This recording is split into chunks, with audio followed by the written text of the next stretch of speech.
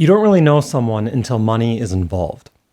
The first time I heard this in high school, I laughed it off. I thought, no, I know my friends and I know my significant other. But once I moved out, I started to see truth in this statement. Once I and the people around me had to start paying for rent and utilities and food and transportation, then we'd sometimes get into arguments that never happened when we were living with our parents. Didn't I pay for gas last time? No, I'm pretty sure I did. Really? You're going to spend money on a PlayStation, but not us? I just can't afford it now, okay? I bring this up because financially induced stress is a very real thing.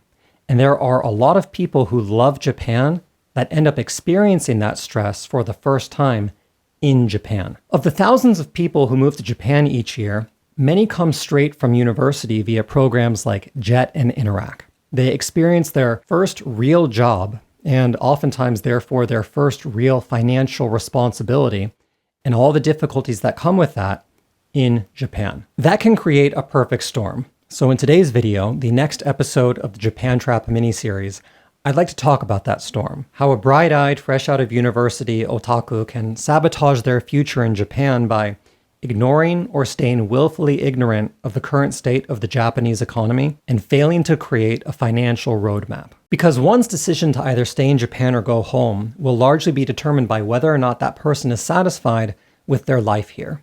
And one of the variables in that equation, certainly not the most important, but perhaps the easiest to quantify, is finances. You don't really know someone until money is involved. Well, that's true for Japan as well. It's easy to love Japan when you're dining on Wagyu and soaking in hot springs in Hakone. It's not so easy when you're a broke English teacher struggling to pay for rice balls and trips to the local coin laundry.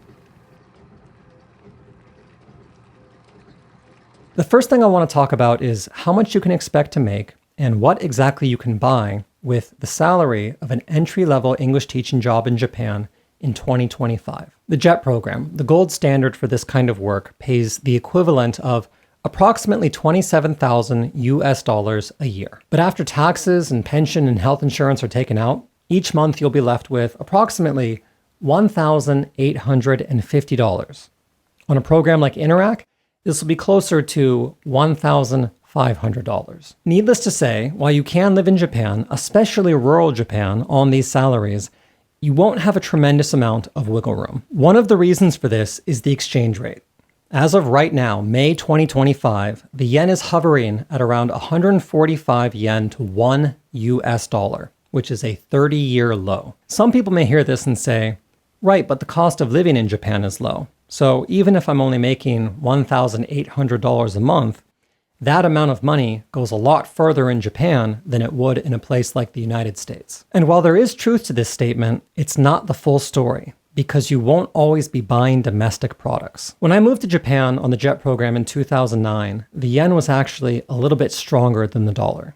When I bought my first iPhone halfway through my 3-year contract, it was about 50,000 yen, which was about 25% of my monthly income. The cheapest new iPhone today, the iPhone 16e, is 100,000 yen, which is almost 40% of the current monthly JET salary and 45% of that of Interac. Furthermore, there are many Japanese companies that create and price products based on world demand rather than Japanese demand, which often makes these products relatively more expensive to buy in Japan. In Japan, a PlayStation 5 costs 80,000 yen, and the average monthly income for a new university graduate in Japan is 225,000 yen. This means that a new hire in Japan would have to spend approximately 35% of their monthly income to buy a PlayStation 5. On the other hand, a PlayStation 5 costs approximately $500 in the United States,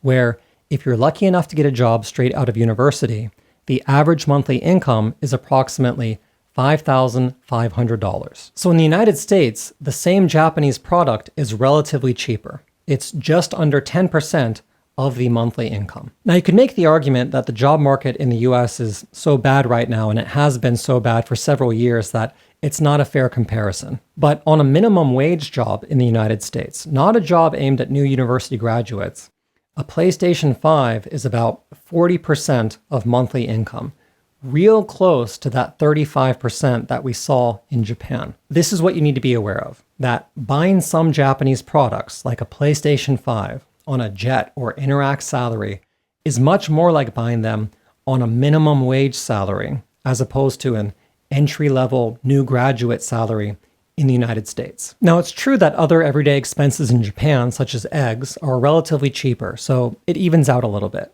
But once again, this isn't the full story. While Japanese wages largely haven't changed for the past 30 years, the price of Japanese rice, perhaps the single most consumed product in all of Japan, doubled over just the past year. There are many reasons for this, but one of the issues that's affecting all aspects of the Japanese economy is the declining population. In Japan, there aren't enough people to fill the job vacancies. There are less farmers to grow Japanese rice. It's more expensive to move in Japan than it used to be because there are less young, strong people that can carry beds and refrigerators. It's more expensive to build a house here than it used to be because there are fewer carpenters. These prices probably look like a steal in dollars, but that's irrelevant when you're getting paid in Japanese yen, which you will be on programs like Jet and Interac. And these costs are only being exacerbated by overseas tourism. 10, 15 years ago, when the yen was stronger, Japanese people used to regularly take trips to the United States, places like Hawaii and LA and New York. But the exchange rate and the runaway inflation in the United States has made this prohibitively expensive. Moreover, it's made it much more enticing for foreigners to visit Japan, where a dollar or a euro now goes a long way. This has changed the landscape.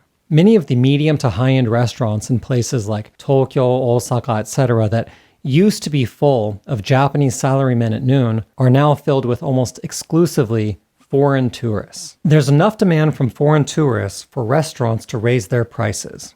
But if they do this, it often means that the locals, Japanese people and foreigners living in Japan and getting paid in yen, can no longer afford to go. And this goes well beyond restaurants. If you want to take a trip to Tokyo during your first year here, be prepared to pay a lot for a hotel because more and more the hotels are orienting toward foreign tourists. Along those lines, don't expect to be able to take a trip back home during your time on Jet or Interac unless you can have everything except your plane ticket paid for. A simple 10-day trip back home for Christmas. That could easily, between the combination of the flight back home, food back home, tips on that food, gas to drive around town and see your friends, that could easily wipe out everything you've saved during your first 4 or 5 months in Japan. And none of this includes what I think is the most dangerous element of all, which is student debt. A lot of new graduates, primarily those from the United States, end up leaving university with tens of thousands of dollars in student debt. To be clear, this isn't because they weren't being careful. The price of higher education in the United States has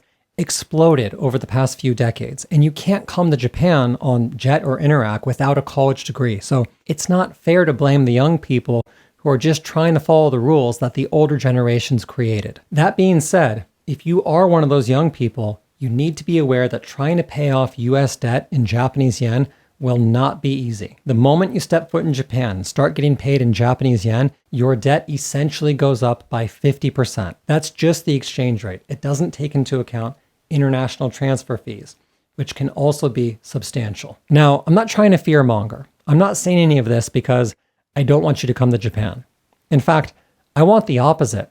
Japan would benefit from more people that love the country, deeply respect the culture, and are happy to work here across professions. I'm saying it again because financially induced stress is a very real thing. And given the state of the Japanese economy, if you're not mindful of your finances from the moment you arrive, you could easily get blindsided by that stress. And that stress, it could come at the worst time when you're already dealing with an equally difficult situation caused by cultural misunderstandings or homesickness or something entirely out of your control like a car accident. It could come at the end of your Japan honeymoon phase. You might wake up one day and realize that Japan does have problems. Moving here didn't get rid of yours, and despite the fact that you've been working diligently for a year and a half and not living extravagantly, you've got little to nothing to show for it.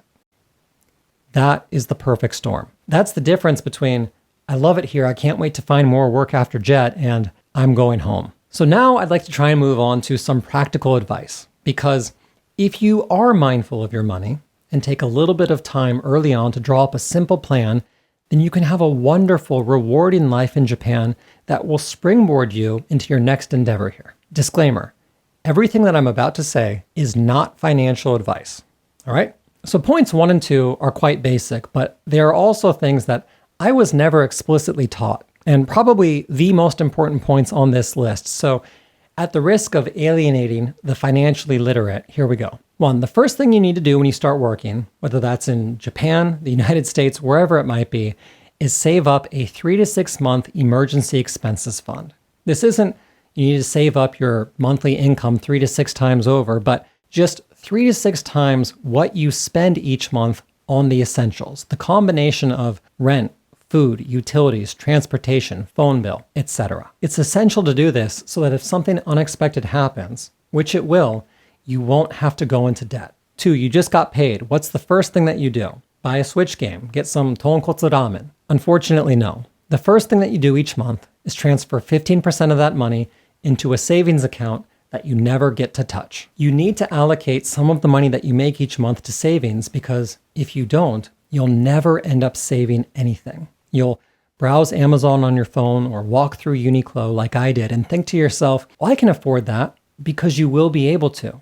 But then you'll wake up 6 months or a year down the road and realize that you've never had more than $1,000 to your name. Naturally, if you have student debt or any other kind of debt, you also need to allocate some of your money each month to paying that off. Okay, now that we have the macro out of the way, I like to talk about the micro, some tips that are more specific to the JET program and Interac.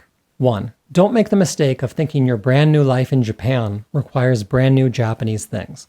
Try and get as much stuff as possible, your rice cooker, your washing machine, your kitchen table, from either your predecessor or a recycle shop. If you're about to start teaching English in Japan, it's likely you're replacing someone else who's just reached the end of their contract. More often than not, that person will be happy to give you everything that you need to get started or sell it to you for next to nothing because they can't take that stuff with them. My predecessor sold me his car. I say sold, but he really gave it to me. It was a 15-year-old Mitsubishi mini car that didn't have power windows, didn't have a radio or sound system, and probably only had 50 working horsepower, but I got it for $200. You may have seen that I recently got a new car here. What did I do with my old one?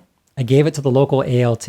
Again, a lot of the OGs here are happy to help the new recruits, so use that to your advantage. Lean into it. And if you don't have a predecessor, just go to a recycle shop. There's no need to spend 5% of your monthly income on a new microwave when you can get one and half the other things that you need for a fraction of that from the local recycle shop, which every Japanese city has. And go beyond kitchenware and appliances. Get some of your clothes from a local used clothing store. Japan has a ton of these, and because Japanese people are quite fashionable and very good at taking care of things, you can use them to get high quality clothes for very cheap. I used to do this all the time during study abroad. I had to buy a winter coat here. I wasn't prepared for how cold it gets here during February. I could have gone to the North Face in Harajuku and bought a brand new coat for $200, but I went to the used clothing store right next door and got something equally nice for $40. I still do this. This is the same shirt I've been wearing for the past 9 years on YouTube. I shoot, I wash it, it works. This lens I'm shooting with right now, I bought it used on Mercari for 15% off. Get what you can for free. And for everything else, settle for used. 2, conbini Japanese convenience stores, they're fantastic. They live up to their reputation. The food is surprisingly good and they're always way cheaper than restaurants. You can get 2 rice balls, 2 onigiri, for about 300 yen, which is the equivalent of about $2. That's reasonable. That being said, if you buy online in bulk, you can have a big bowl of oatmeal with nuts and honey and none of the preservatives for about 80 yen. Or about 50 US cents. And over the course of a month, that's a difference of about $50 US. On a take-home income of $1,500 a month, that's huge, especially again if you're trying to pay off debt in the US. Takeaway point, when it comes to food and daily consumables like tissues and toilet paper, buy what you can online in bulk. This not only saves you money, but also countless trips to the supermarket, which frees up time for more productive things, such as studying Japanese, which is point 3. Consciously incorporating Japanese studies into your daily routine can actually make a big difference in your financial situation. Studying kanji or vocab or grammar every night for an hour and a half necessarily means that you're spending less time on heading out to karaoke with the other ALTs, or watching the new Hollywood movie on Amazon Prime. Little wins like this, 300 yen here, 500 yen there, make all the difference. And many English teaching programs in Japan, such as JET, often provide free Japanese study materials. These aren't always the absolute highest quality resources, but that's okay because when it comes to learning Japanese or any language, the most important thing is immersion. And when you're working your very first job, it should be a given that you can't afford the best across the board. And this leads me to point 4, which is choose your battles. Maybe you're a huge gamer. Maybe you have to have a PS5. Then buy one, ideally used. Maybe you derive most of your pleasure from food. Then have that ramen. Maybe have it every week. It's okay to indulge.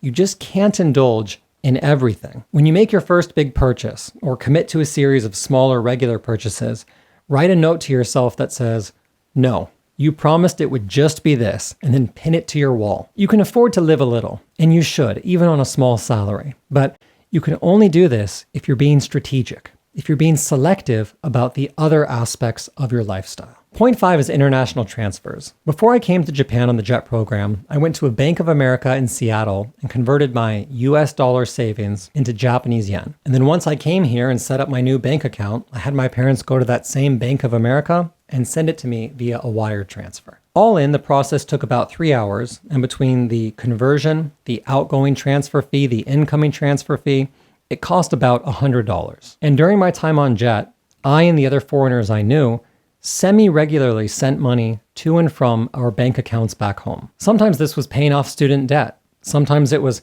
trying to make a purchase that, for whatever reason, required a non-Japanese credit card. But again, going to the bank and setting up these transfers takes a lot of time and effort and ends up costing a small fortune. It's not an exaggeration to say that by the time I finished my 3 years on JET, I had probably spent close to half a month's salary just on international transfer fees. And this brings me to Wise. This is an ad plug, but try and bear with me because their service really matches what I'm trying to encourage with this video, which is easy financial wins. For those that don't know, Wise is an app that allows you to quickly convert and transfer money. That's what they do. That's why they're cheap. Oftentimes a fraction of what a traditional bank transfer would cost, and almost always significantly cheaper than services like PayPal. And if you make an account using the link below, you can use that to send up to 500 USD or the equivalent of that in a different currency for free.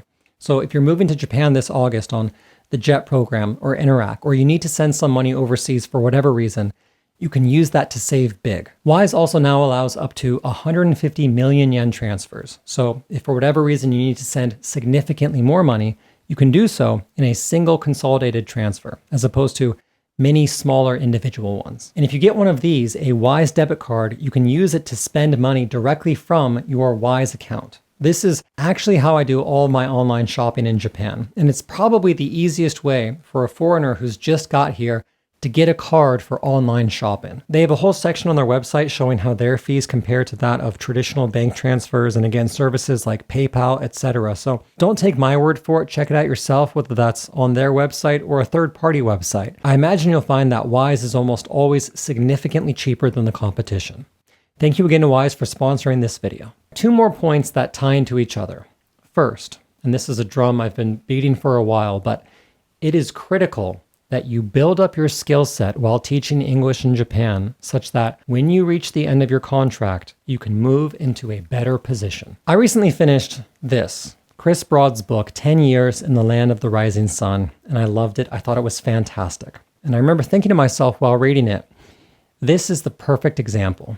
Not only the various things that Chris went out of his way to do on JET, taking part in the Japanese speech competition 2 years in a row and making dozens, if not hundreds of videos for his YouTube channel, but the book itself.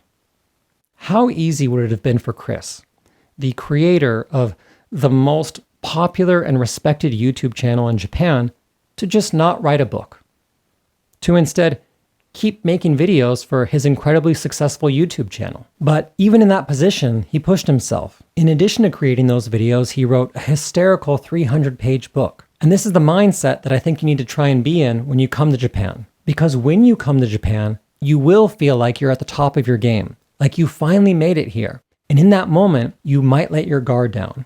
But your first year in Japan, your first 3 years in Japan, they'll be over like that. When that time comes, if you have not been actively building your skill set up on the side, you'll be in for a very rude awakening. I actually took a hit to my pay when I finished JET and started working at a juku, but it was the only place I could find a job because I didn't have the teaching qualifications necessary to teach at a private school or at a university. On the other hand, if you do actively sharpen your sword and try and get that teaching qualification, or study for the kanji kente, or make a YouTube channel for your voice acting career, or just try and do a little bit of creative writing every single day, then you will find opportunities waiting for you at the end of your contract here. Which leads me to my final point. As you become more competent and start saving a little bit of money, there will be a point where it's actually better to ignore the advice I give in this video. When you first get here, you probably can't afford to buy a printer, which is fine because you can go to your local conbini and print things out there for 10 yen. Straight out the gates, when you don't have additional skills or any savings, that's your better option. But once you start making serious progress toward that teaching degree, or your voice acting, or photography, modeling, something that has the potential to generate income, and you have some savings, then it's time to reevaluate. At that point, it might be better to bite the bullet and buy a used printer because in doing so, you're also buying yourself time that you can allocate to that side endeavor. And that time might now be more valuable to you than the money that you could save if you didn't buy a printer and instead just kept going to the konbini once or twice a week to print things out for the local eikaiwa club. This is important to remember because for most of us, the JET program, Interac, other entry-level eikaiwa positions, these were never the end goal. They were a way for us to get our foot in the door. And for getting your foot in the door, they are still viable options. Depopulation, inflation, over-tourism, these things are making it more difficult to save money on programs like JET and Interac. But if you love Japan, you can still make it happen. If you go into the situation thoughtfully, buy used, plan your compromises, build up that emergency fund, save a little bit of money each month, and plan for the future sooner than later, then not only can you avoid crippling financial stress, but you can have a rewarding life here that makes you optimistic about the future. So if you're watching this, by all means come. I probably couldn't dissuade you anyway. Just be mindful of your hand and the cards on the table. If you do this, you can have your cake, you can have that wagyu, and eat it too.